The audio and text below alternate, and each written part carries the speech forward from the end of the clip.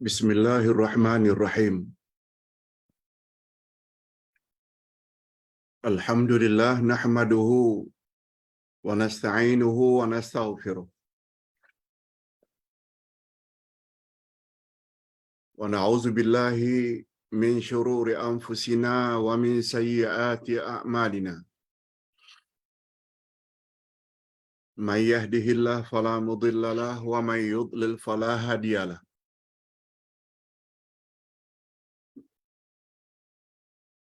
Asyhadu an la ilaha illallah wahdahu la syarika lah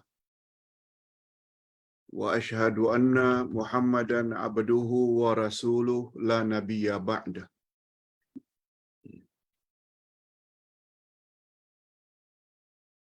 Allahumma salli wa sallim ala nabiyyina Muhammad wa ala alihi wa sahbihi ajma'in amma ba'd. Hadirin dan hadirat serta para pemirsa yang saya hormati, Assalamualaikum warahmatullahi wabarakatuh.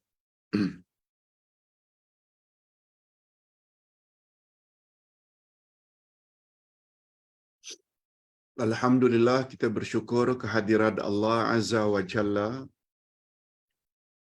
Berkat taufiknya kita dapat meneruskan lagi majlis ilmu kita pada pagi ini berdasarkan kitab Ke Arah Memahami Al-Quran dan Al-Hadis jilid 4,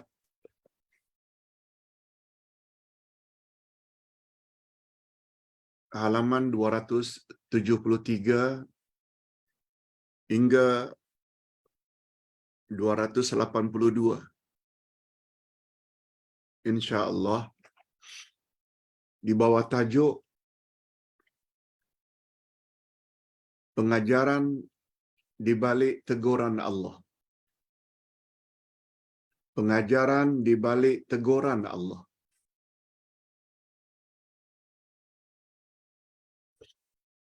Allah Subhanahu wa taala pernah menegur Nabi Muhammad sallallahu alaihi wasallam di atas sikap beliau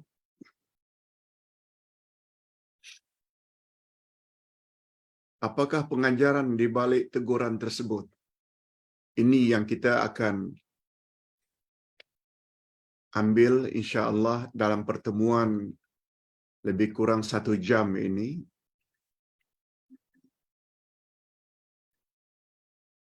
Topik ini berdasarkan firman Allah ayat 1 hingga ayat 5 dari surat At-Tahrim. Ayat 1 hingga ayat 5 dari surat At-Tahrim.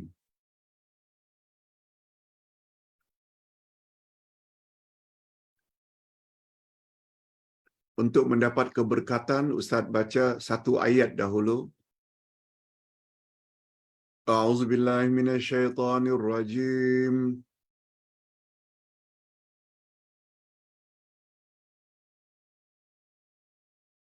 Bismillahirrahmanirrahim.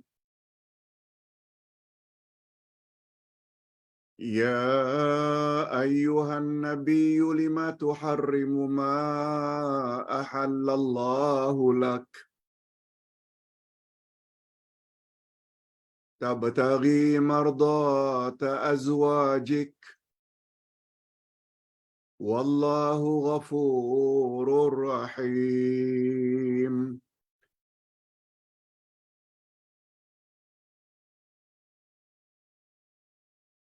Terjemahan ayat. Wahai Nabi, begitu panggilan Allah pada Nabi Muhammad sallallahu alaihi wasallam. Ya ayuhan Nabi, wahai Nabi. Mengapa engkau mengharamkan apa yang Allah halalkan? Mengapa engkau haramkan sesuatu yang Allah sudah menghalalkannya?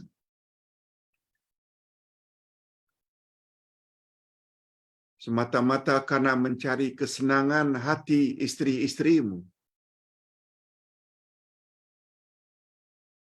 Wahai Nabi,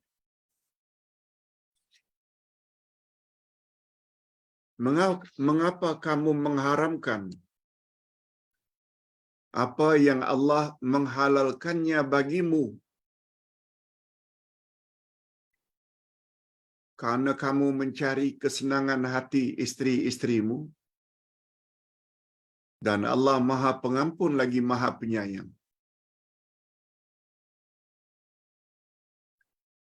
Ia mengandung makna teguran Allah kepada Nabi Muhammad sallallahu alaihi wasallam. Dalam hal apa, Pak Ustaz? Ini nanti akan kita jelaskan dalam tafsiran.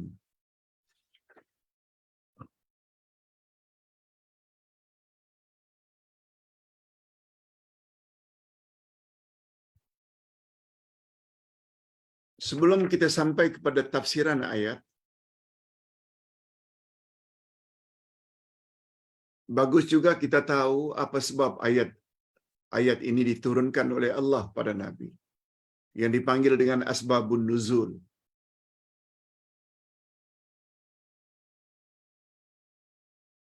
Dia ada kaitannya dengan sifat cemburu,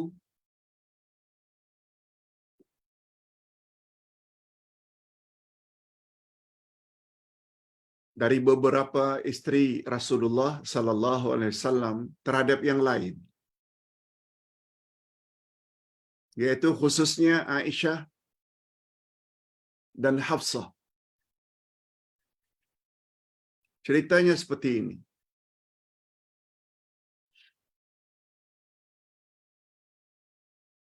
Aisyah radhiyallahu anha berkata, adalah Rasulullah sallallahu alaihi wasallam sangat suka dengan dua perkara. Pertama, halawah, yang kedua asal. Halawah ini halwa, yaitu manisan, dan yang kedua madu. Rasulullah sangat suka.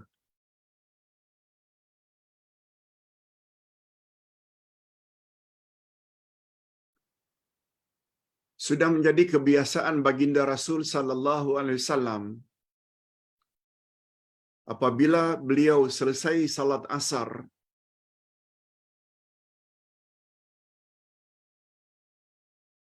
baginda akan memasuki rumah isteri-isteri baginda.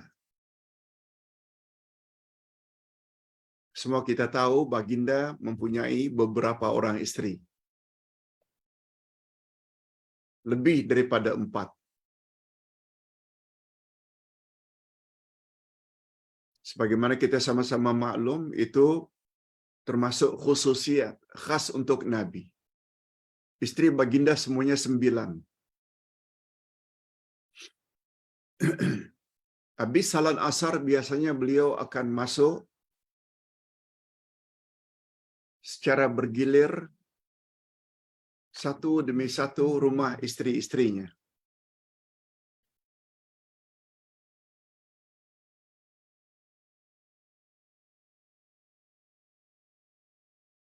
Pada hari itu giliran istrinya yang bernama Zainab binti Jahash. Zainab binti Jahash. Baginda Rasul sallallahu alaihi wasallam minum madu. Baginda Rasul sallallahu alaihi wasallam minum madu di rumah Zainab binti Jahash. Lalu kata Aisyah, aku pun bersepakat dengan Hafsah. Aisyah anak Abu Bakar As-Siddiq. Hafsah anak Umar ibn Khattab. Khalifah Ar-Rashidin yang pertama dan anak Khalifah Ar-Rashidin yang kedua. Kedua-duanya orang-orang yang sangat istimewa setelah Nabi Muhammad sallallahu alaihi wasallam wafat.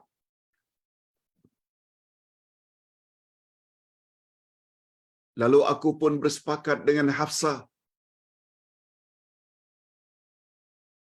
dengan mengatakan,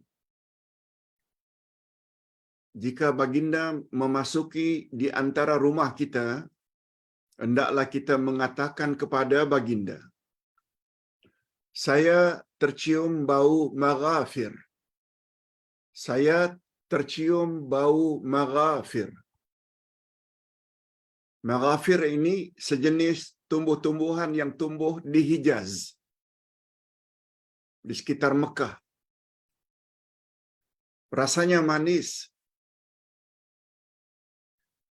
tetapi sayangnya dia mengeluarkan bau busuk.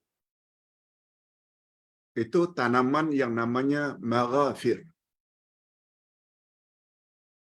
Aisyah sepakat dengan Hafsah, jika baginda masuk salah seorang rumah kita, jika baginda setelah dari rumah Zainab masuk ke salah satu dari rumah kita, rumahku dan rumahmu, kita hendaklah bertanya kepada baginda,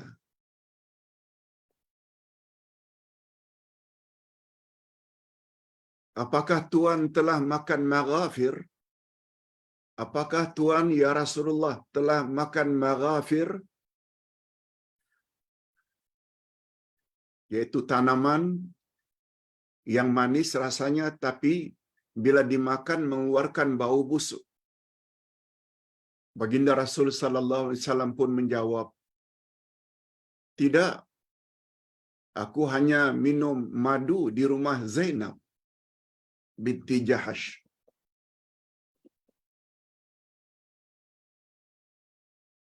Dan aku bersumpah tidak akan minum madu lagi. Dan jangan engkau ceritakan perkara ini kepada sesiapa pun. Karena Hafsah menyebut bau baginda busuk. Ketika ditanya, apakah Tuan baru makan maghafir?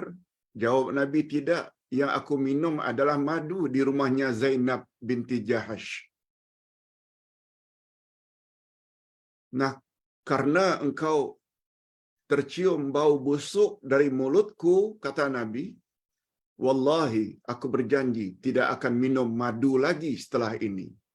Tapi tolong ya, Hafsah, rahasiakan. Jangan beritahu kepada siapapun juga.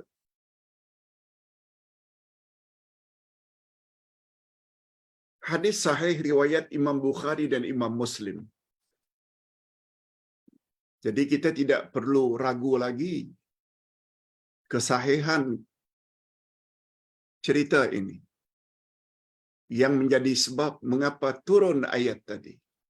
Dari ayat 1 hingga ayat 5 dari surat At-Tahrim. Okey, setelah kita tahu sebab mengapa turun ayat, mari kita lihat tafsiran ayat. Ustaz baca sekali lagi bunyi ayat, kemudian Ustaz terjemahkan, terjemah harfiah, dan selanjutnya Ustaz akan jelaskan dengan lebih lanjut terjemah maknawiyah atau tafsirannya. Ya ayuhan nabiyyu lima tuharrimu ma ahallallahu lak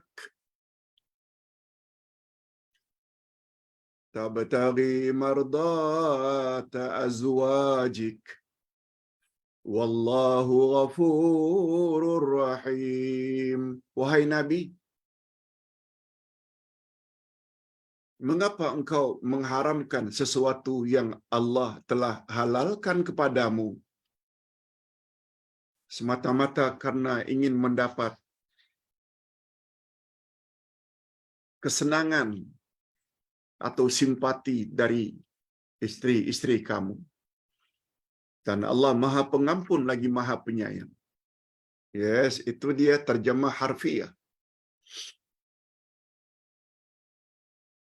Apa maksudnya? Maksudnya ini, atau tafsir, atau terjemah maknawiyahnya. Wahai Nabi, mengapa engkau enggan minum madu? Padahal madu telah dihalalkan oleh Allah Subhanahu wa taala untukmu. Mengapa kamu bersumpah tidak mau minum madu? Padahal madu telah dihalalkan untuk kamu. Malahan kamu sanggup bersumpah untuk tidak minum madu lagi. Hanya semata-mata ingin mendapat keredaan dan menyenangkan hati sebahagian istri-istrimu. Mengapa? Allah tanya kepada Nabi. Ini adalah teguran langsung daripada Allah kepada Nabi Muhammad sallallahu alaihi wasallam yang telah berbuat demikian. Maknanya baginda tak patut berbuat demikian. Menghalalkan sesuatu yang sudah, mengharamkan sesuatu yang telah dihalalkan semata-mata karena ingin menyenangkan para istri. Karena motif baginda berbuat demikian bukanlah dengan tujuan yang diredai oleh Allah. Sampai mengharamkan apa yang telah Allah halalkan. Tetapi hanya semata-mata ingin mencari keredaan sebahagian istri-istrinya. Khasnya dalam hal ini Hafsah dan Aisyah.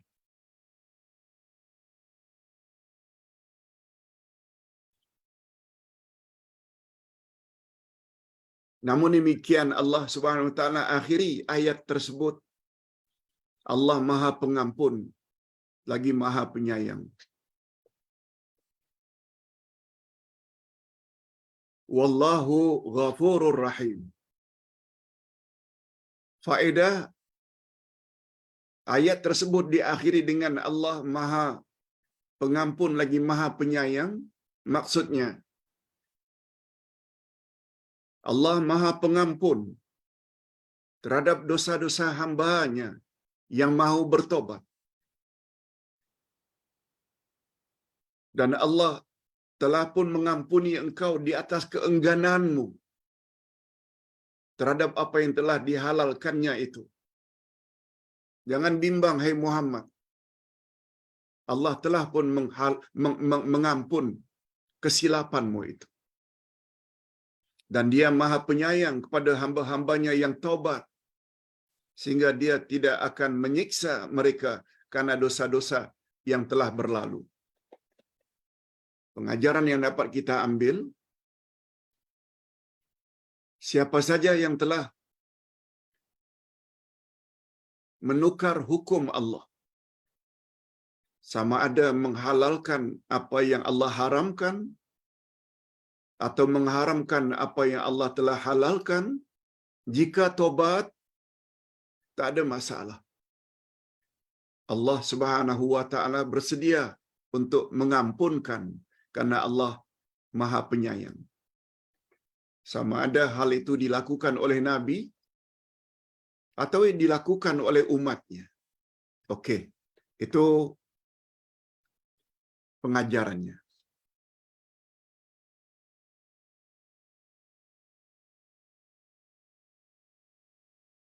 Kita teruskan dengan ayat yang kedua. Qad faradallahu lakum tahillata aymanikum wallahu maulakum wa huwal alimul hakim. Terjemahan harfiahnya. Sesungguhnya Allah telah mewajibkan kepada kamu sekalian. Sesungguhnya Allah telah mewajibkan ke atas kamu sekalian membebaskan diri dari sumpahmu. Seseorang yang apabila telah bersumpah, Allah Subhanahu wa taala suruh agar jangan terikat lagi dengan sumpahnya. Lebih-lebih lagi sumpah yang motifnya tidak diredai oleh Allah.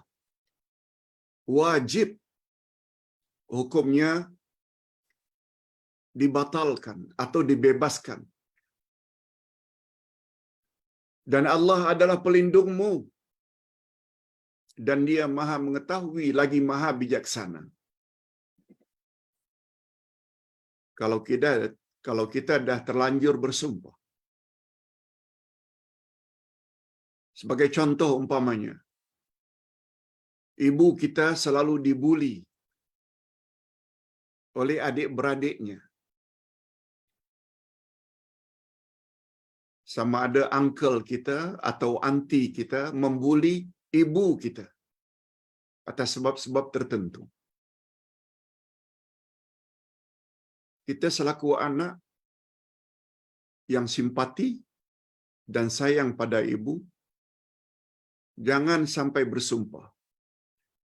Sebagai contoh, demi Allah, saya tidak akan lagi naik ke rumah uncle atau aunty yang suka membuli ibu saya. Saya tidak mau bercakap. Saya tidak akan ziarah lagi. Demi Allah. Itu maknanya sumpah. Bukankah itu bermakna kita ingin memutuskan silaturahim dengan uncle aunty? Bila sumpah seperti itu telah kita sebut sambil bersumpah, wallahi, demi Allah, wajib hukumnya kita cancel, batalkan sumpah tersebut. Maksudnya Allah mewajibkan kepada kita agar membebaskan diri kita daripada bersumpah yang telah kita ucapkan dengan membayar kafarat, yaitu salah satu daripada 3 pilihan. Memberi makan 10 orang fakir miskin, 10 orang, atau memberi pakaian 10 orang fakir miskin, atau memerdekakan seorang hamba abdi.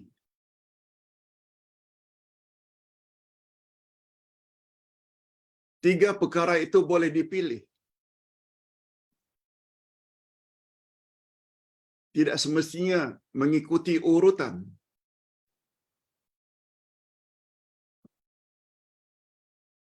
Kita mampu memberi makan 10 orang fakir miskin, beri makan sebagai kafarat.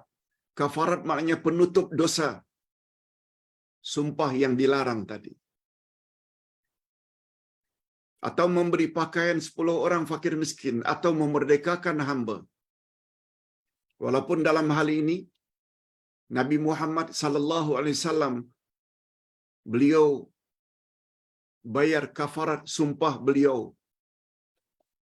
tidak akan minum madu dengan memerdekakan hamba. Yes, itu pilihan Nabi. Walaupun itu lebih berat, itu pilihan Nabi. Tapi dalam hal ini, kita selaku umat boleh pilih. Sebab ayat itu, kata sambungnya atau.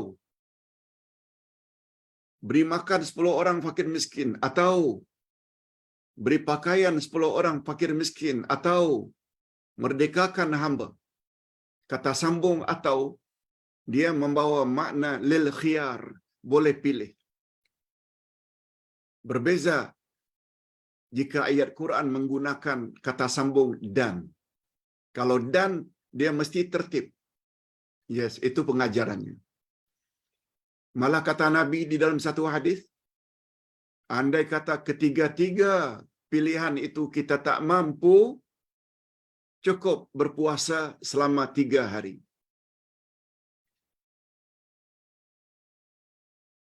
Begitu cara supaya sumpah kita tidak diberi dosa oleh Allah Azza wa Jalla. Sebagaimana contoh tadi. Sama ada mengharamkan ke atas diri sesuatu yang telah Allah halalkan, sebagaimana yang dilakukan oleh baginda, atau bersumpah demi Allah tidak akan lagi bercakap dengan uncle atau aunty yang suka membuli ibu bapa kita. Itu semuanya adalah dilarang. Sebab semua itu adalah dosa.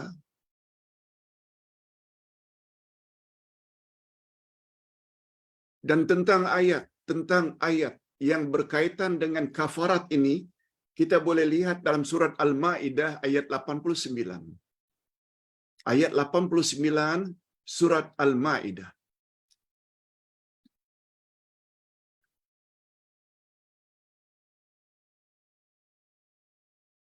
Lalu penjelasannya diriwayatkan bahwa Rasulullah sallallahu alaihi wasallam telah membebaskan sumpah baginda dengan memerdekakan seorang hamba sahaya.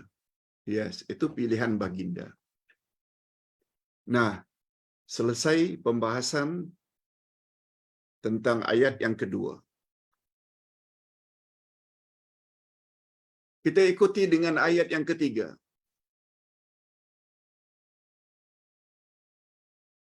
Wa idz asarra an-nabiyyu ila ba'di azwajihi haditsan falamma nabba'at bih wa azharahu Allahu 'alaihi 'arrafa ba'dahu wa a'rada 'an ba'd falamma nabba'aha bihi qalat man anba'aka hadza qala nabba'ani al-'alimul khabir.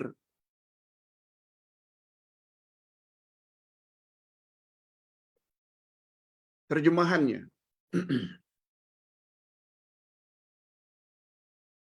Dan ingatlah ketika Nabi sallallahu alaihi wasallam membicarakan secara rahasia kepada salah seorang dari istri-istrinya suatu peristiwa.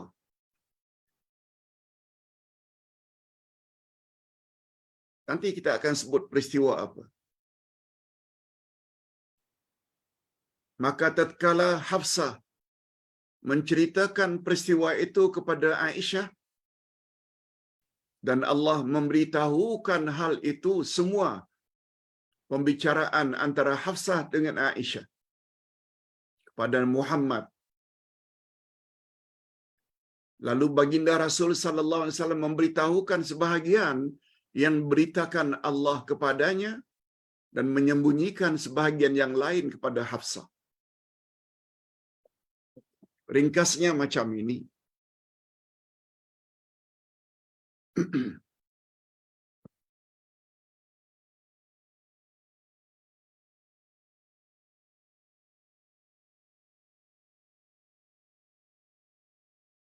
Kesepakatan antara Aisyah dengan Hafsah.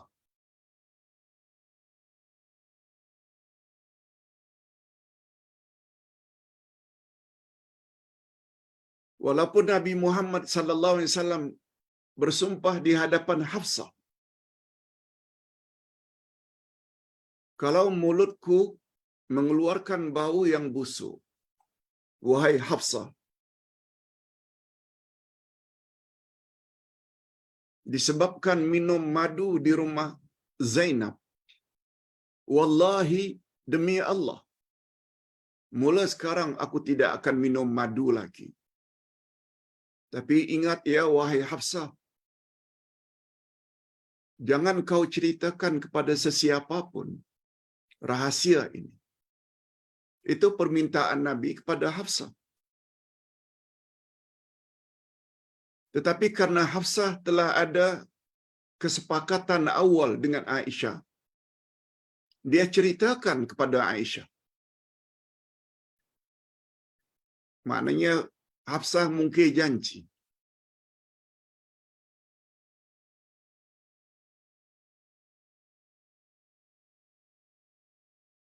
Lalu baginda Rasul sallallahu alaihi wasallam menjadi heran. Mengapa Aisyah tahu? Padahal beliau telah berjanji dengan Hafsah untuk tidak beritahu kepada istrinya yang mana satu. Jangan kau beritahu pada seorang pun. Lalu turunlah ayat ini.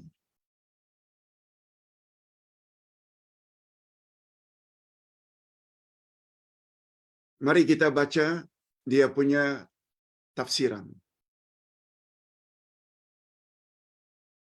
Nabi Muhammad sallallahu alaihi wasallam berkata kepada Hafsah agar merahasiakan peristiwa di atas. Lihat sebab mengapa ayat itu turun yang kita sebutkan terdahulu. Dan jangan menceritakan kepada sesiapa pun tentang sumpah baginda tidak akan minum madu lagi.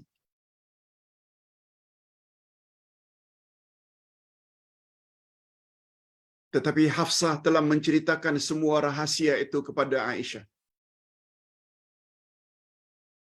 Hafsah tidak tepati janji.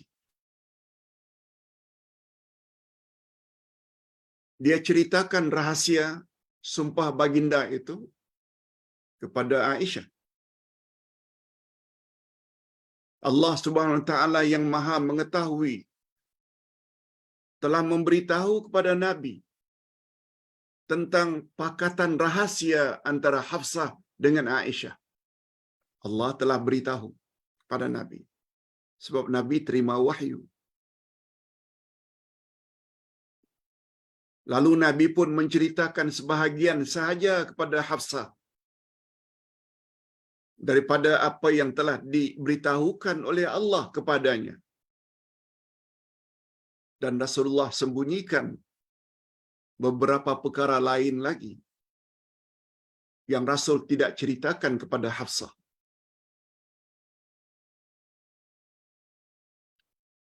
Maka ketika Nabi Muhammad sallallahu alaihi wasallam memberitahukan pembicaraan antara Hafsah dan Aisyah, Nabi tahu karena Allah beritahu. Lalu Hafsah bertanya, siapakah yang telah memberitahu hal ini kepada Tuan? Ya Rasulullah.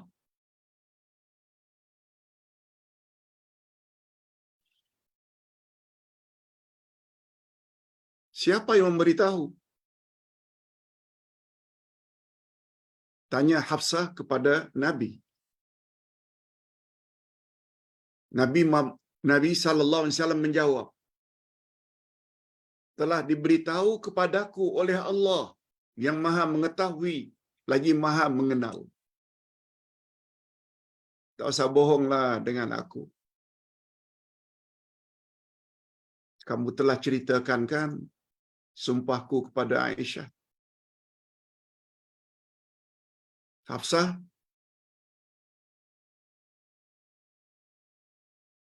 pura-pura terkejut. Jangan-jangan Aisyah yang buka rahasia bahwa beliau telah menceritakan kepada Aisyah.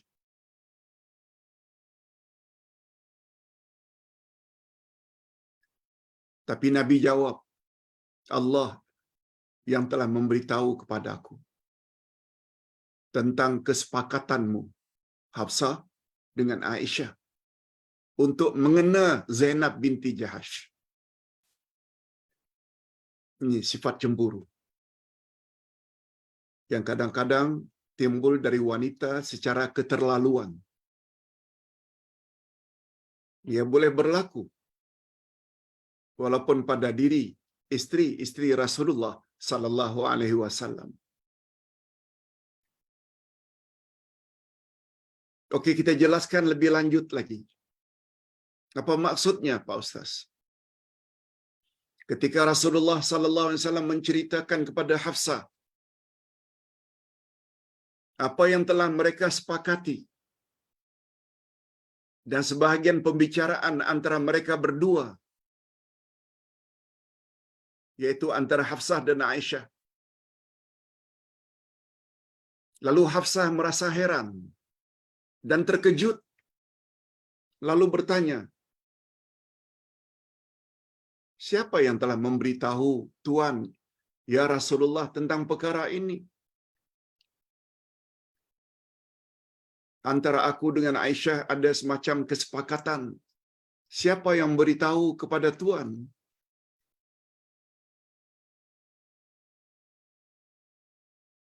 Hafsah mengira Aisyah yang telah membocorkan rahasia. Ini dugaan Hafsah. Sebab Hafsah tidak beritahu kepada siapa-siapa kecuali hanya kepada Aisyah.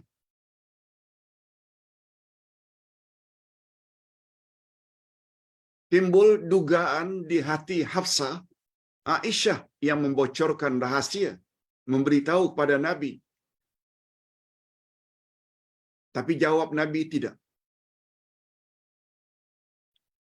Yang memberitahu aku tentang kesepakatanmu ini, yang engkau telah ceritakan rahasia tersebut kepada Aisyah, Allah yang beritahu. Ini maksudnya pengajaran-pengajaran di balik teguran Allah tadi.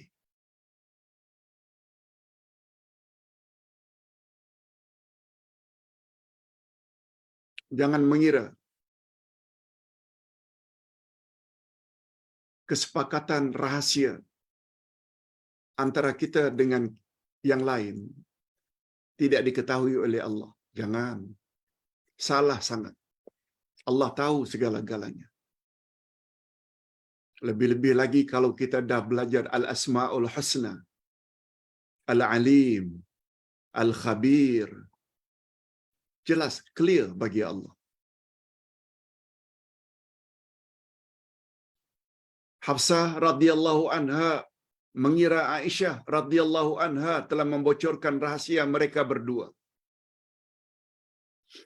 Lalu Nabi Muhammad sallallahu alaihi wasallam menjawab, yang memberitahu kepadaku adalah Allah yang Maha mengetahui segala-galanya. Sama ada yang besar ataupun yang kecil, yang Maha mengenal apa yang ada di bumi dan apa yang ada di langit. Seperti pelajaran kita semalam, hari Rabu, tentang kaedah mempelajari nama-nama Allah. Kan salah satu daripadanya,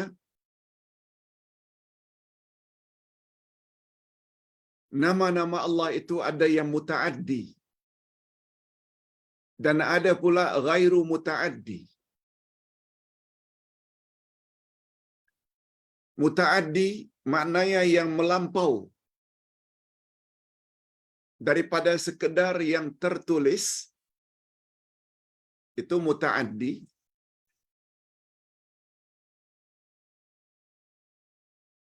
Seperti nama Allah As-Sami', itu muta'addi.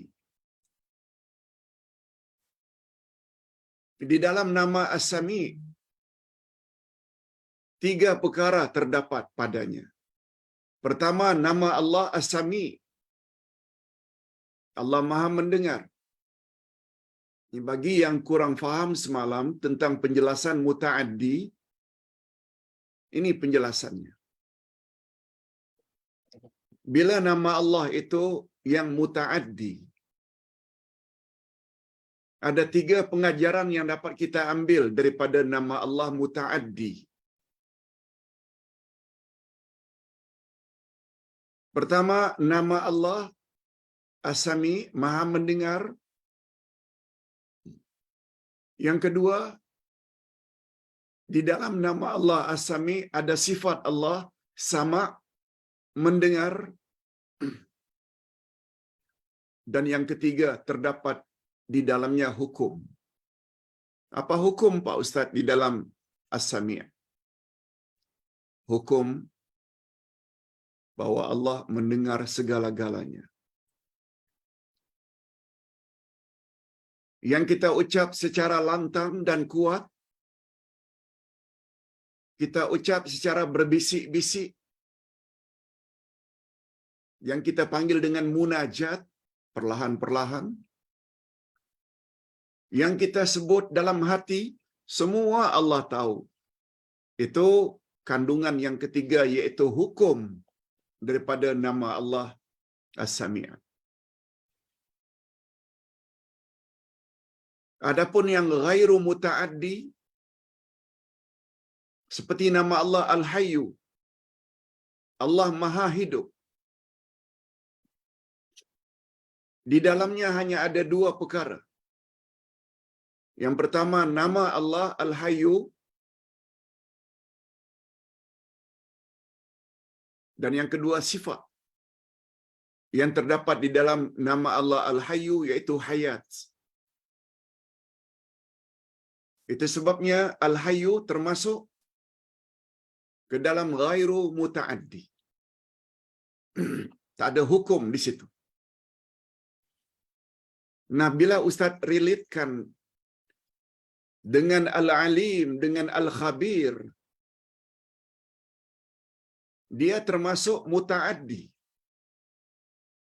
Al-Alim, Allah Maha mengetahui. Al-Alim itu adalah nama Allah. Sifat yang ada di dalam Al-Alim, Al-Ilmu, mengetahui. Dan yang ketiga, hukum. Apa hukum yang terdapat di dalam nama Allah Al-Alim? Allah mengetahui segala-galanya. Awak nyatakan, awak sembunyikan, semuanya Allah tahu. Itu maknanya hukum. Itu sebabnya Al-Alim termasuk nama Allah muta'addi. Mudah-mudahan semakin faham. Itu sebabnya Ustaz sebut semalam. Nama-nama Allah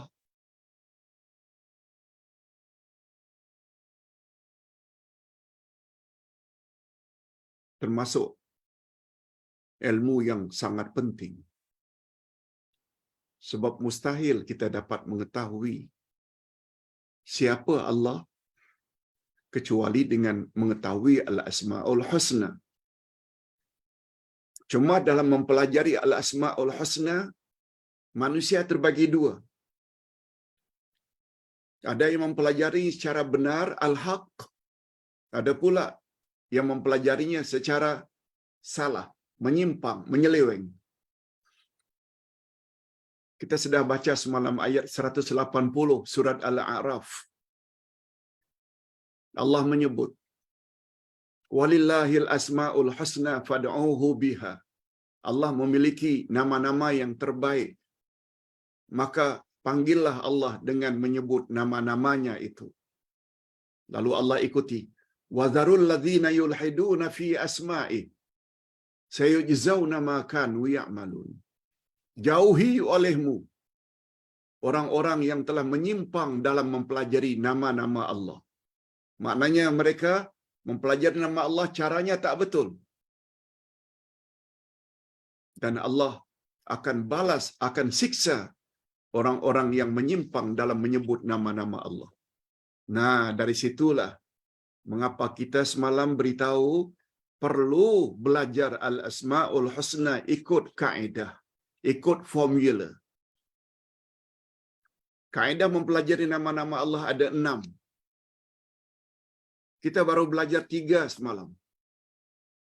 Dan kita akan sambung, insya-Allah pada Rabu akan datang 3 lagi. Okey, itu sekedar selingan. Supaya kita lebih faham lagi dengan tafsiran pada hari ini. Begitu Hafsah tanya, dari mana tuan tahu? Aisyah dah mula berburuk sangka. Jangan-jangan Aisyah yang bocorkan rahasia ini. Jawab Nabi, tidak. Allah yang telah memberitahuku segala-galanya tentang pakatanmu dengan Aisyah. Oleh sebab itu kita janganlah dalam hal ini tidak sembunyi-sembunyi. Barangkali karena suami kita bukan Nabi.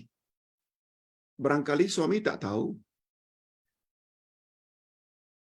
Lalu isteri buat pakatan.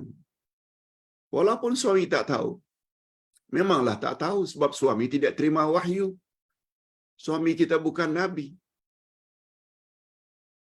Tapi jangan kira pakatan kita untuk mengena suami kita. Allah tak tahu. Oh dia pengajaran di balik teguran Allah.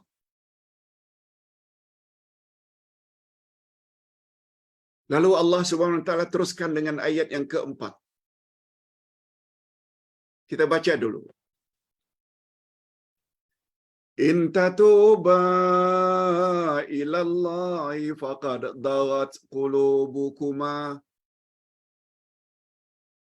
wa in tazahara alaihi fa innallaha huwa maulahu wa Jibril wa salihul mu'minin wal malaikatu ba'da dzalika zahir. Ayat ini pula menceritakan tentang tobatnya Hafsah dan Aisyah. Mereka tobat. Coba dengar terjemahannya. Jika kamu berdua bertobat kepada Allah. Allah tak sebutlah nama siapa isteri Rasul yang tobat itu. Allah hanya sebut wa in tatuba.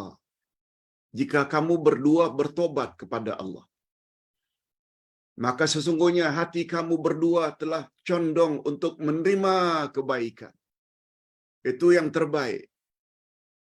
Dan jika kamu berdua membantu menyusahkan Nabi, kan maknanya pakatan Aisyah dengan Hafsah itu telah menyusahkan hati Nabi.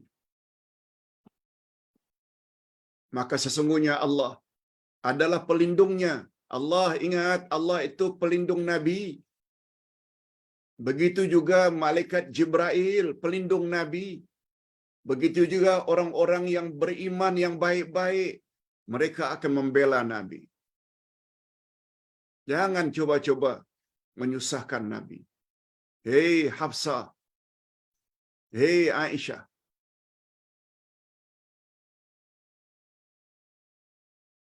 Dan selain daripada itu, malaikat-malaikat akan menolongnya. Menolong Nabi pula. Bukan hanya Jibril. Malaikat-malaikat yang lain akan menolong Nabi. Banyak pengajaran yang dapat kita ambil.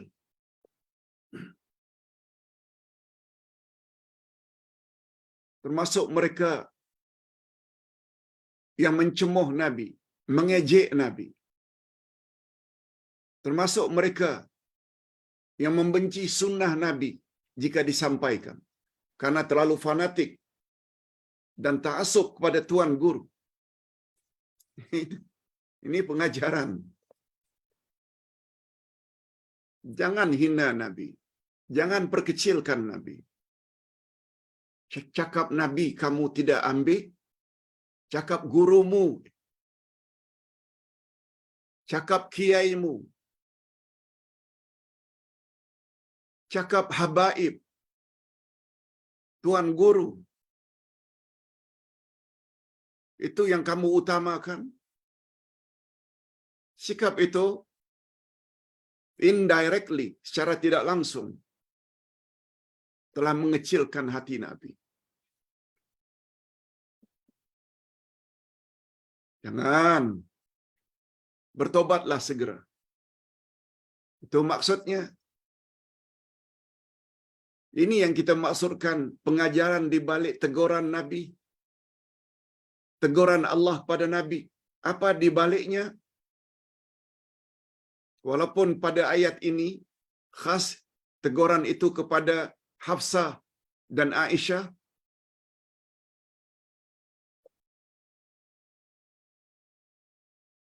yang menyusahkan hati Nabi sampai bersumpah. Tapi ingat kaedah ilmu tafsir.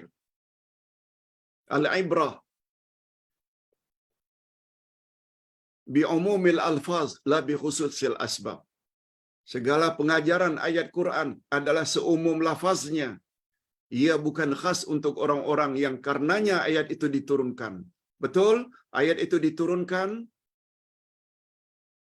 sempena sikap Aisyah dan Hafsah, tapi pengajarannya untuk semua, bukan kepada para isteri saja yang suaminya berpoligami, bukan, termasuk siapa-siapa saja yang membenci sunnah Nabi sallallahu alaihi wasallam. Itu sebabnya pagi tadi Ustaz send dalam grup satu video singkat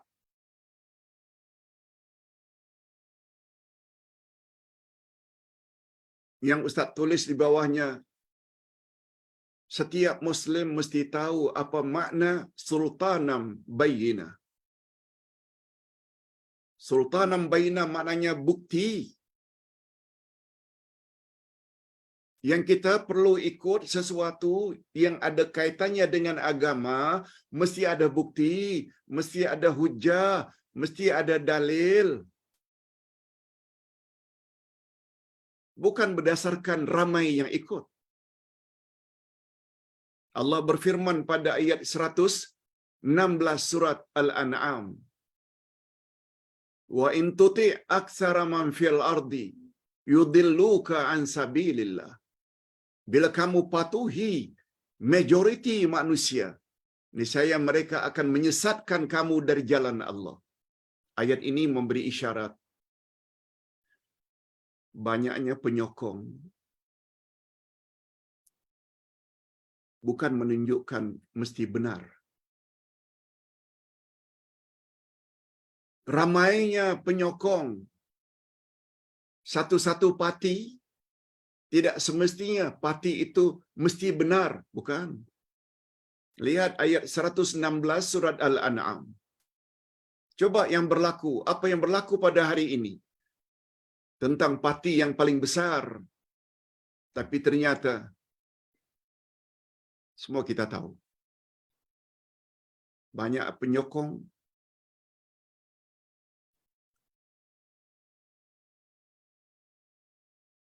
tidak semestinya ramainya itu menunjukkan dia benar. No. Tapi mesti ada dalil, mesti ada hujah. Sila dengar video yang Ustaz kirim pagi tadi. Apa itu sultanam bayyinah? Bukti yang kokoh, yang kuat, itu yang mesti kita jadikan panduan. Walaupun yang mengikutinya hanya beberapa orang. Ini sesuai dengan kata-kata Abdullah bin Mas'ud. Al-jama'atu ma wafaqal haq wa in kunta wahdak.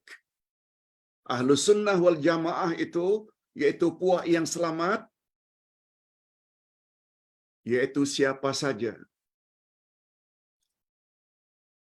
yang sesuai dengan kebenaran ilahi, walaupun penyokongnya hanya satu orang sahaja. Sebabnya tumpukan perhatian dalam mencari ilmu agama. Mana-mana ustaz yang selalu bercakap Quran hadis, Quran hadis, Quran hadis. Bukan cakap guru anu, bukan apa yang tertulis dalam buku itu. No, no, no. Kalaupun ambil dari buku, boleh. Tapi pastikan dalam buku itu tertera dalil-dalil yang dia ambil oleh penulis. Mana ayat Quran, mana hadis Nabi. Sebagaimana buku-buku yang Ustaz tulis. Akidah ke, tafsir ke, semuanya merujuk kepada ayat Quran dan hadis Nabi sallallahu alaihi wasallam. Yes.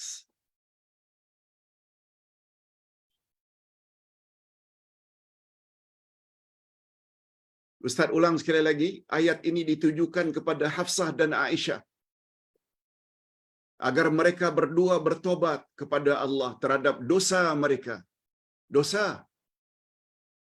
dan supaya mereka berdua berhenti daripada menyusahkan Nabi sallallahu alaihi wasallam. Mereka hendaknya menyukai apa yang Nabi sukai. Mereka hendaklah membenci apa yang Nabi benci. Sepatutnya macam itu. Sebab Nabi mendapat bimbingan langsung daripada Allah. Sekiranya mereka berbuat demikian, yakni tobat, maka itu bermakna hati mereka condong kepada kebenaran atau al-haq dan kebaikan al-khair. Allahumma ja'alna minhum. Mudah-mudahan kita termasuk ke dalam golongan ini. Sebab semua kita dulu-dulu sebelum ikut majlis ilmu, betul tak keislaman kita adalah keislaman adat istiadat nenek moyang yang kadang bercampur dengan khurafat, takhayul, syirik, bid'ah. Alhamdulillah, sempena PKP kita jumpa majlis seumpama ini, no problem. Tinggalkan yang lama, yang tidak ada dalil. Tinggalkan segala sesuatu yang tidak ada sultanam bayyina. Tak ada masalah. Ibnu Abbas radhiyallahu anhuma, yaitu Abdullah Ibnu Abbas, semua kita tahu, orang yang paling pakar dalam tafsir. Namanya Abdullah Ibnu Abbas radhiyallahu anhuma. Berkat dari kecil lagi sudah ditahnik oleh Nabi. Belah mulut dengan korma oleh Nabi. Dan Nabi doakan, Allahumma faqihhu fid din wa alimhu ta'wil. Ya Allah, berilah baby ini, Abdullah Ibnu Abbas, ilmu agama yang mendalam. Dan berilah dia kemahiran dalam menafsirkan Quran. Beliau pun tak tahu siapa yang dimaksudkan dengan dua orang disuruh taubat oleh Allah. Sampai pada suatu hari kata beliau, Ustaz sebut saja secara bebas, beliau ingin tanya kepada Umar ibn Khattab.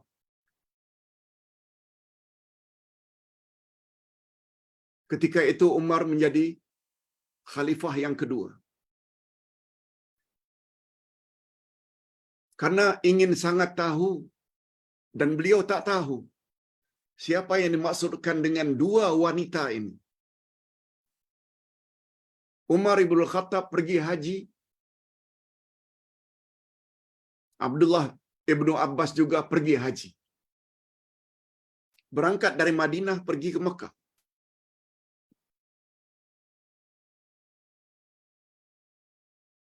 Ketika Abdullah ibnu Abbas tahu Umar akan salat, Abdullah ibnu Abbas segera ambil bekas air untuk bantu Umar ambil uduk. Beliau curah. Umar pun beruduk.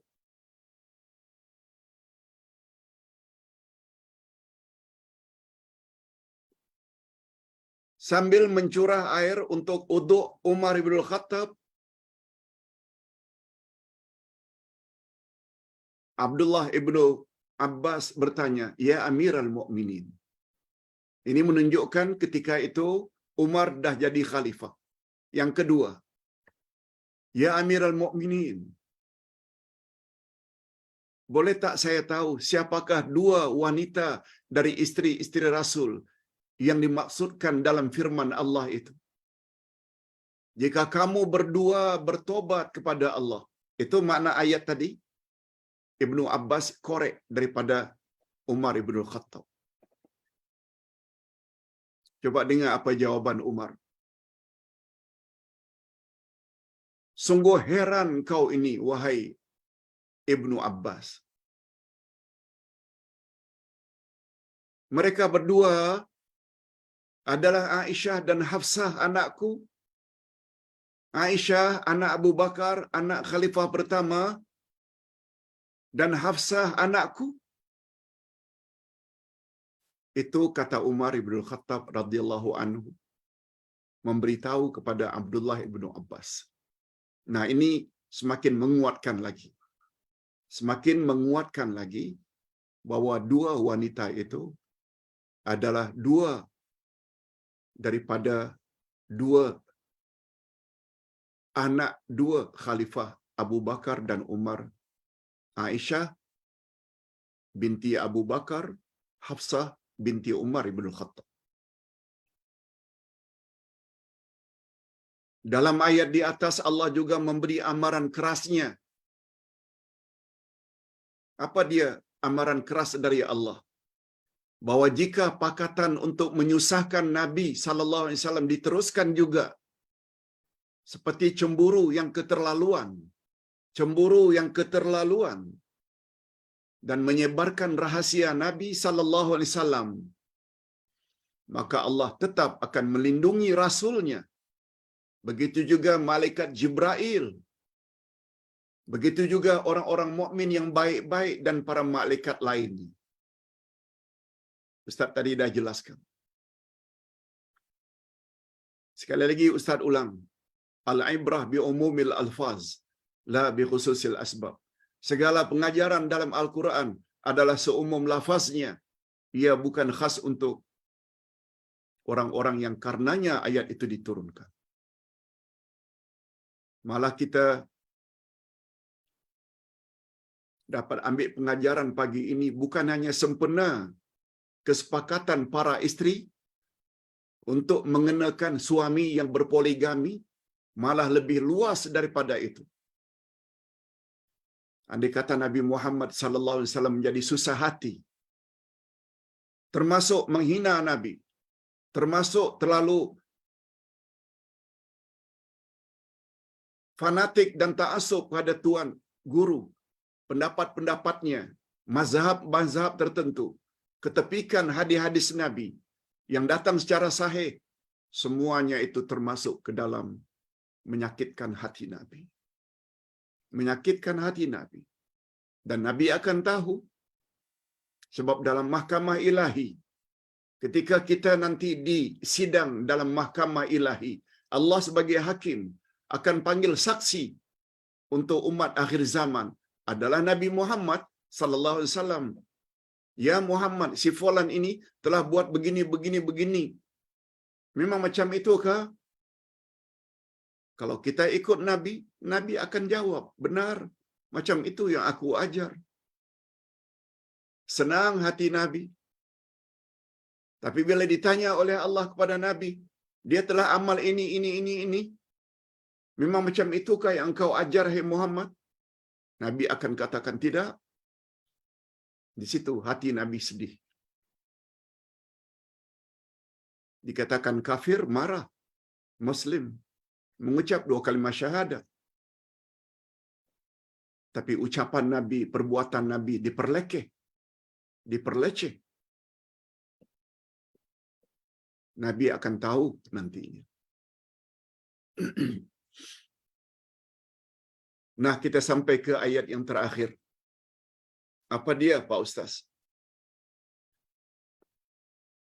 Asa rabbu in talaqakunna yubdilahu azwajan khairam minkunna muslimatin mu'minatin qanitatin taibatin abidatin saihat saibatin wa abkara.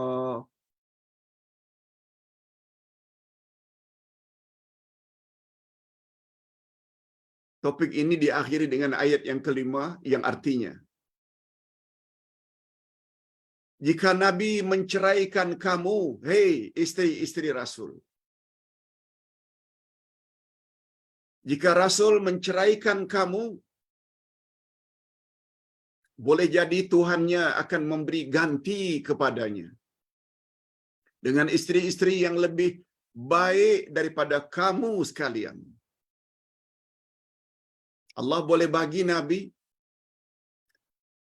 yang patuh, istri yang patuh, istri yang beriman, istri yang taat, istri yang bertobat, istri yang mengerjakan ibadat, istri yang berpuasa. sama ada mereka itu janda atau perawan. Allah boleh bagi Nabi. Yang kamu buat pakatan tak elok itu sehingga menyusahkan hati Nabi, ada apa?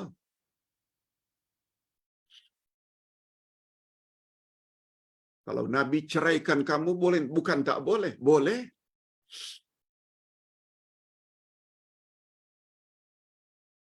Sampai sanggup menyusahkan hati Nabi.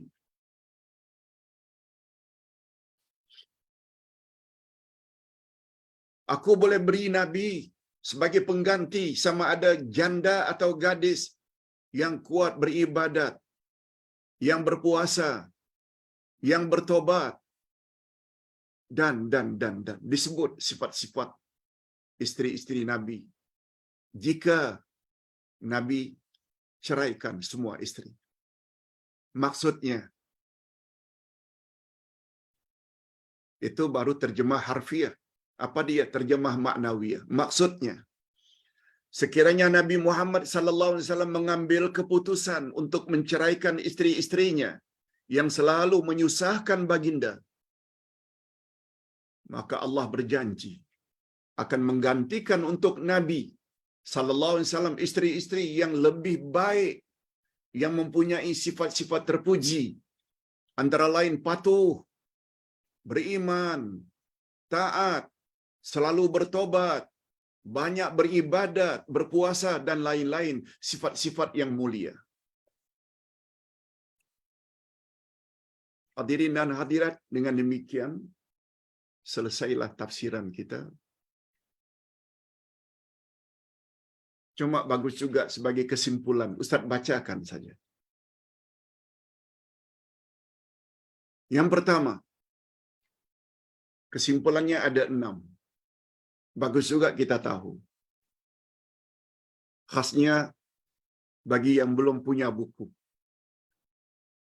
Yang ada buku, boleh lihat dalam kesimpulan.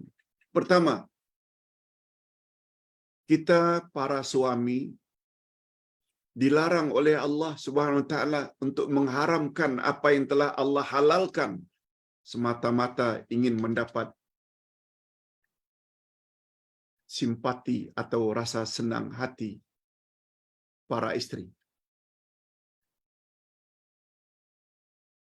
Apalagi sampai bersumpah. Jangan. Apalagi sampai bersumpah menghalalkan sesuatu yang Allah haramkan atau mengharamkan sesuatu yang Allah halalkan. Jangan. Karena anda ambil hati istri tertentu, lalu bersumpah, no. Yang kedua, tidak menjadi kesalahan jika kita menyimpan rahasia kepada seseorang istri atau teman yang dipercayai. Tak ada salahnya jika perkara itu tak perlu diketahui oleh orang lain. Dan orang berkenaan mestilah menyimpan rahasia itu dengan baik. Namanya pun rahasia. Simpan. Jangan dibokakkan, jangan dibocorkan. Yang ketiga, suami hendaklah menegur isteri. Suami hendaklah menegur sikap isteri yang kurang baik itu dengan bijak dan lemah lembut. Tak perlu tegur itu secara keras. Dan dalam hal ini suami dinasihatkan jangan hanya melihat kesalahan isteri. Kalau ada perkara-perkara yang tidak baik muncul dari isteri, suami dinasihatkan jangan hanya lihat kekurangan isteri, akan tetapi mestilah melihat kebaikan isteri yang banyak. Kadang-kadang hanya 2, 3, 4, 5 sifat buruk saja yang ada pada isteri. Kadang-kadang. Tapi kebaikan isteri selama ini yang berpuluh-puluh, beratus-ratus itu kita lupakan. Masakkan makanan kita, cuci pakaian, bersihkan rumah, jaga anak-anak, dan hasil perkongsian kita dapat sekian orang anak laki-laki dan perempuan yang ketika melahirkan berjuang antara hidup dengan mati. Ketika memiliki anak masih kecil, kadang-kadang kurang tidur. Itu semua kebaikan bagian istri. Jangan hanya lihat kekurangan istri, tapi lihat juga betapa banyak kebaikan yang istri miliki. Demikian juga sebaliknya. Suami pun bukan sempurna. Itu sebabnya istri juga mesti melihat, jangan hanya melihat kekurangan suami, tapi banyak kebaikan suami yang lain yang perlu kita fikirkan. Yang keempat, cemburu adalah sudah menjadi fitrah atau sifat semula jadi bagi setiap wanita. Cemburu.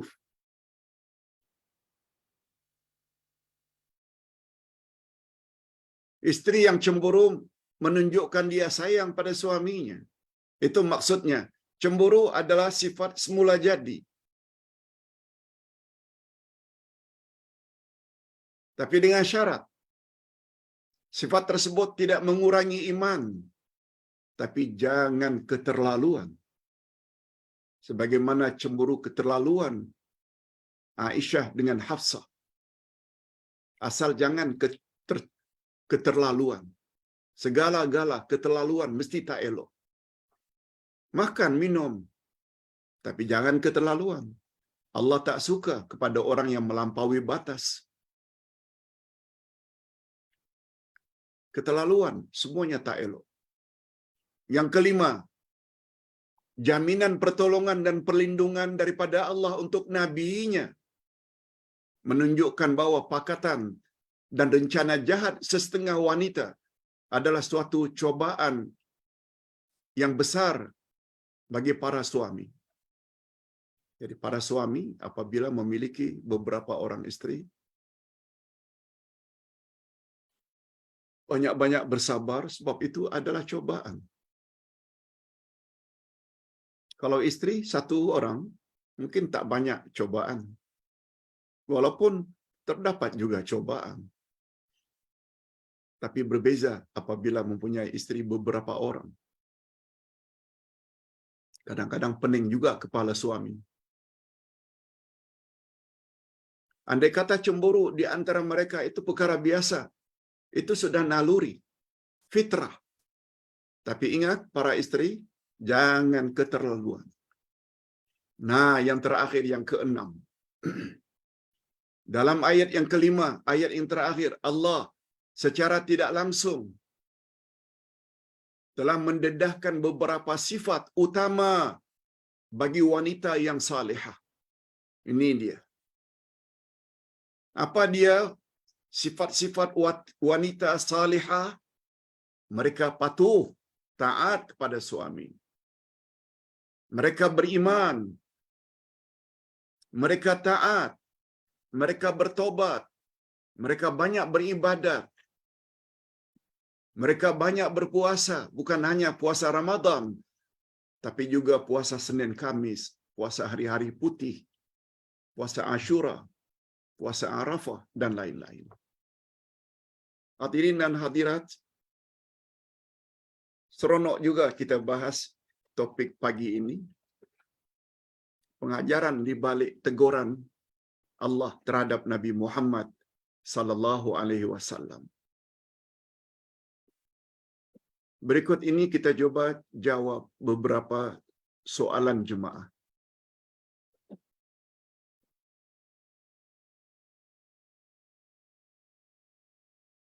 Soalan yang pertama, Ustaz batasi 3 saja.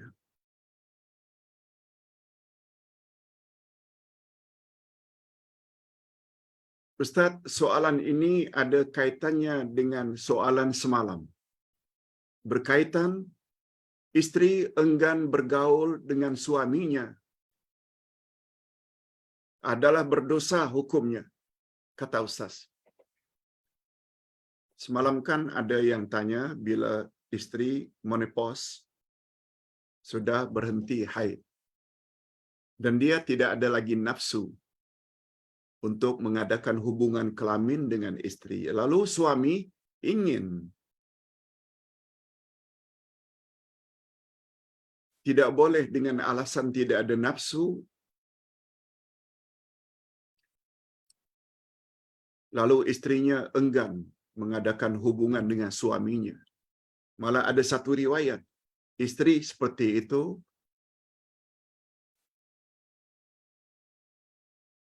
mendapat laknat atau kutukan dari malaikat bila suaminya tidur dalam keadaan marah. Sekarang pertanyaannya, Pak Ustaz, bagaimana pula jika suaminya sudah bertahun-tahun tidak salat? Tidak salat berjamaah di surau masjid, salat sendiri pun tidak salat. Pertanyaannya, berdosakah jika istri tidak melayan suaminya? Dan bagaimana kedudukan keislaman suami? Hadirin dan hadirat, tidak boleh suami yang tidak salat itu menjadi alasan bagi istri untuk tidak memenuhi kehendak seks suami. Dengan kata lain, jima, bersetubuh. Dengan alasan suami saya tidak salat. Nah, Ustaz pernah dengar ada yang mengatakan demikian. Itu tidak betul. Itu tidak ada asasnya.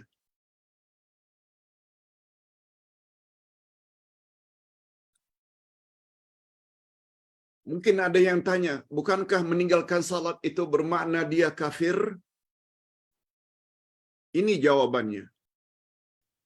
Meninggalkan salat hukumnya dosa besar. Tapi para ulama majoriti, jumhurul fuqaha berpendapat tidaklah dengan meninggalkan salat dia murtad atau keluar Islam. Kita dah belajar dah dalam bab akidah. Yang mustahak, seseorang itu telah beriman bila dia mengucap 2 kalimat syahadat, lalu dibenarkan dengan hati. Lalu akan menjadi lebih sempurna bila dia ikuti dengan amalan. Tetapi tidak buat suruhan atau melanggar larangan, tidaklah membuat seseorang itu jadi murtad atau kafir. Tidak. Itu sebabnya mendakwa suami yang tidak salat, hukumnya kafir, keluar Islam, murtad, tak betul. Itu bercanggah dengan pendapat jumhurul fuqaha. Oleh sebab itu, walaupun mereka tidak salat, walaupun kadang-kadang mereka minum arak, walaupun kadang-kadang mereka berjudi, semuanya dosa-dosa besar belaka. Kadang-kadang mereka percaya ramalan bomo. Namun demikian tidak boleh ada alasan bagi isteri untuk tidak memenuhi hasrat kalau suami ingin bersama dengannya. Wallahu a'lam. Yang kedua, Pak Ustaz, ayah saya patah pinggulnya di bilik mandi. Ayah pakai pampers. Tidak boleh ke toilet sendiri.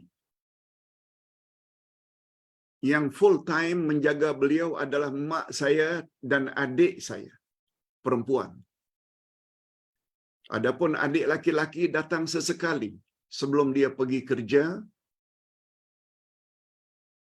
atau setelah dia balik kerja pada waktu malam biasanya untuk angkat ayah ke bilik mandi untuk bersihkan.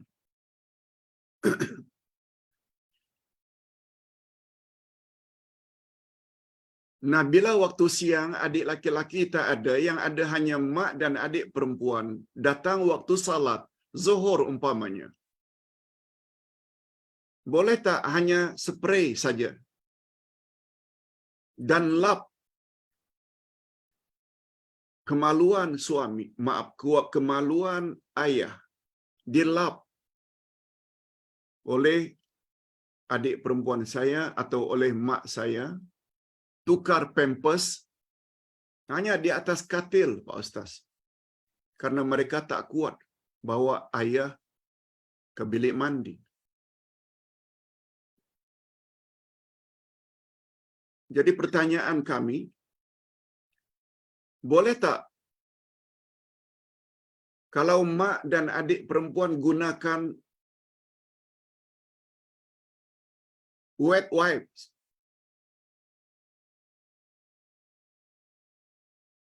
yaitu tisu basah, untuk membersihkan kotoran, sama ada beraknya atau sama ada kencingnya? Itu satu pertanyaannya. Yang kedua, kadang-kadang ayah jamak dan kasar. Boleh tak Pak Ustaz? Sedangkan beliau tidak musafir. Okey. Setelah kita tahu kondisi si ayah, tidak boleh ke bilik air,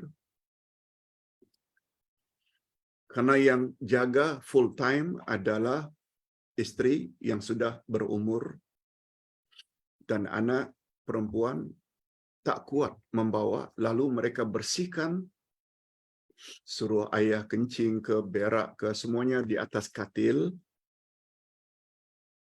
lalu mereka bersihkan najis, setelah itu uduk di atas katil saja. Pertanyaannya, boleh tak Pak Ustaz? Jawabnya boleh. Tidak menjadi syarat mesti pergi ke toilet.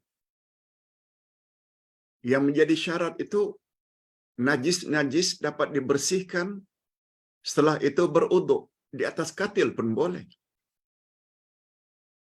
Mungkin dengan spray. Apalagi pakai pampers. Jawabnya boleh. Cuma Ustaz ingin ingatkan, pakai tisu basah,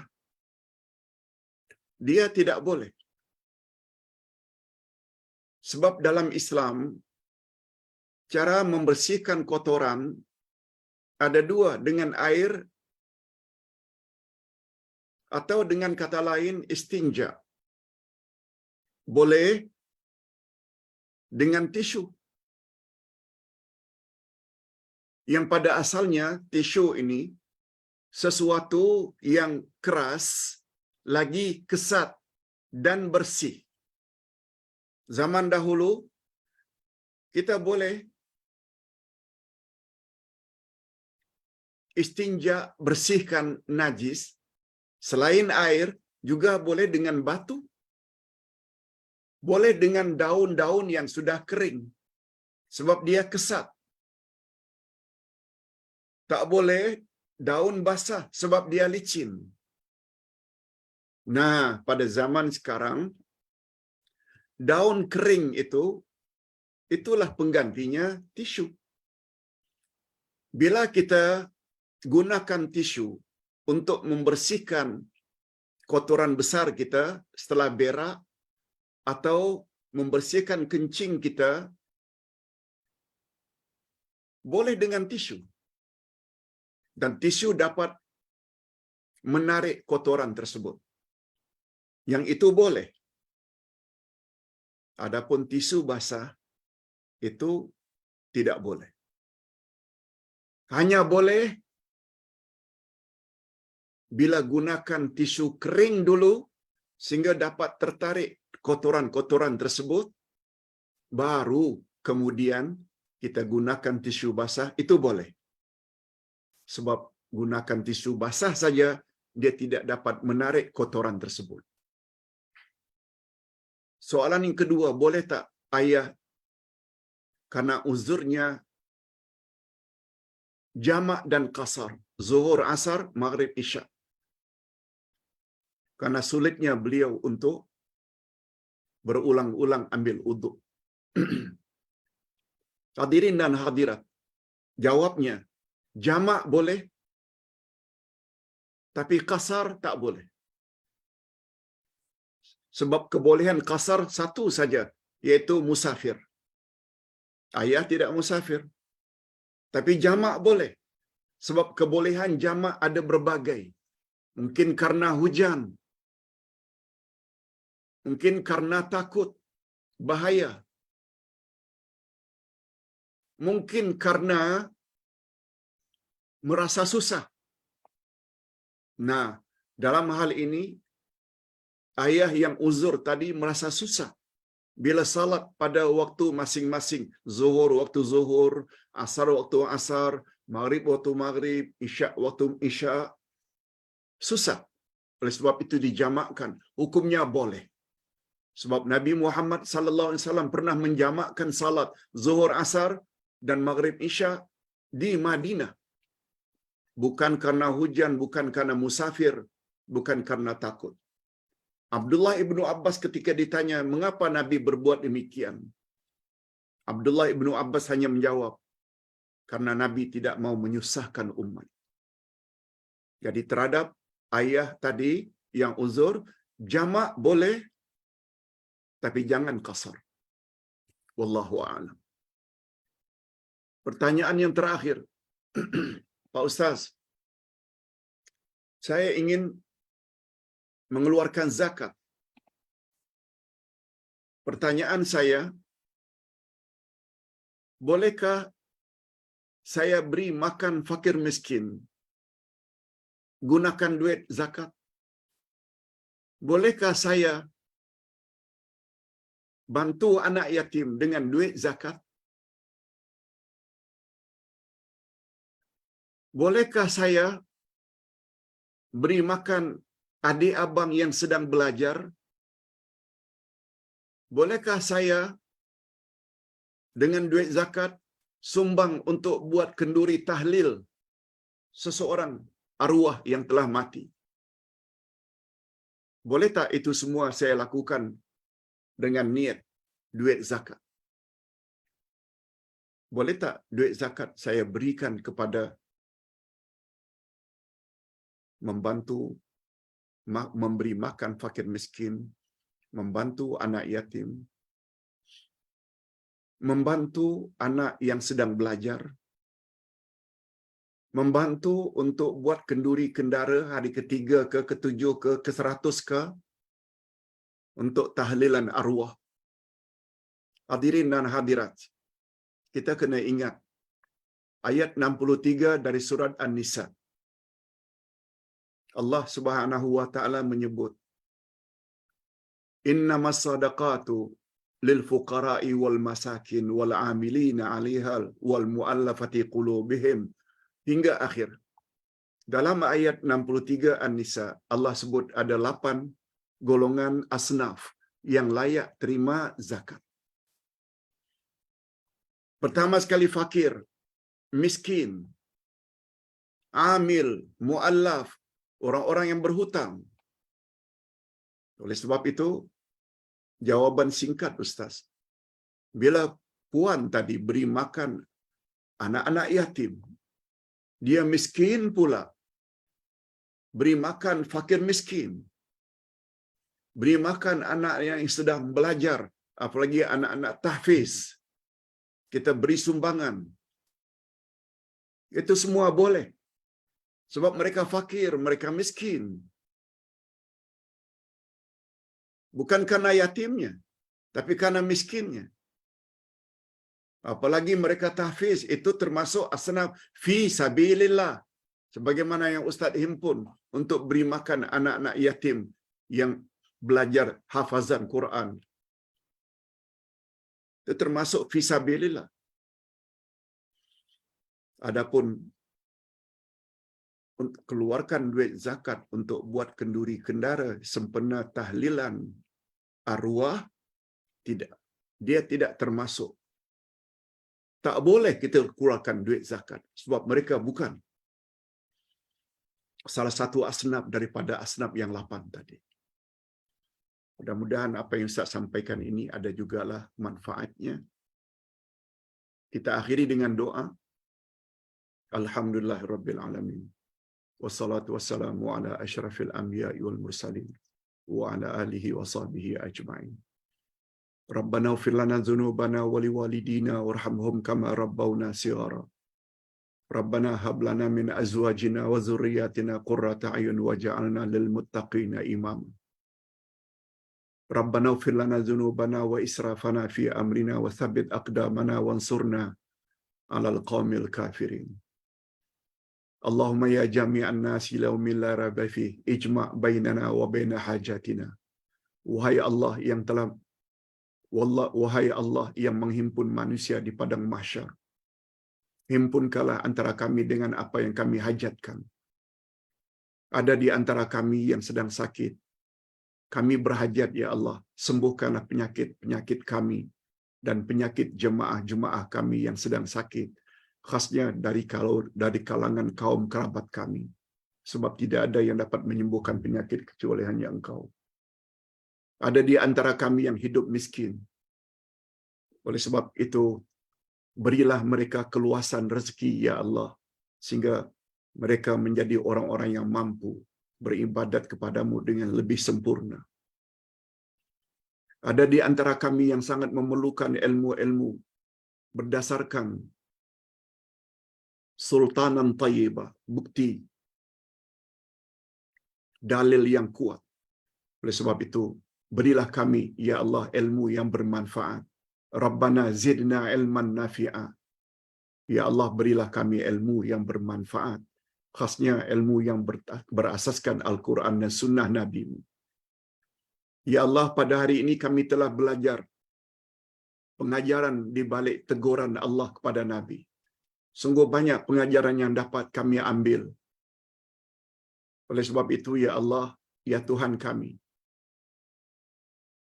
Engkau Maha Pengampun lagi Maha Penyayang. Oleh sebab itu, di atas segala keterlanjuran kami pada masa-masa silam, kami bertobat ya Allah untuk tidak ulang lagi pada masa yang akan datang. Sebab Engkau Maha Pengampun lagi Maha Penyayang.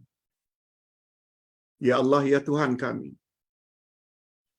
walaupun cemburu itu adalah naluri khasnya bagi kaum wanita, janganlah Engkau beri dosa terhadap mereka yang cemburu, asalkan cemburu itu tidak keterlaluan, apalagi sampai menyakitkan hati suami. Dan lebih luas daripada itu, ya Allah, ya Tuhan kami, ampunkanlah kami kalau selama ini terlalu fanatik dan ta'assub kepada tuan guru, sehingga kami ketepikan hadis-hadis Nabi sallallahu alaihi wasallam, sama ada ucapannya, perbuatannya atau ketetapannya. Sebab semua itu boleh tergolong ke dalam menyakitkan hati Nabi Muhammad sallallahu alaihi wasallam. Ampunkan dosa kami ya Allah. Berilah kami kekuatan untuk senantiasa berada di atas siratal mustaqim, yaitu jalan Nabi Muhammad, jalan Abu Bakar As-Siddiq, jalan Umar ibn Khattab, Osman ibn Affan dan Sayyidina Ali, dan jalan orang-orang saleh lainnya. Wa sallallahu ala nabiyyina Muhammad wa ala alihi wa sahbihi ajma'in. Subhana rabbika rabbil izzati amma yasifun.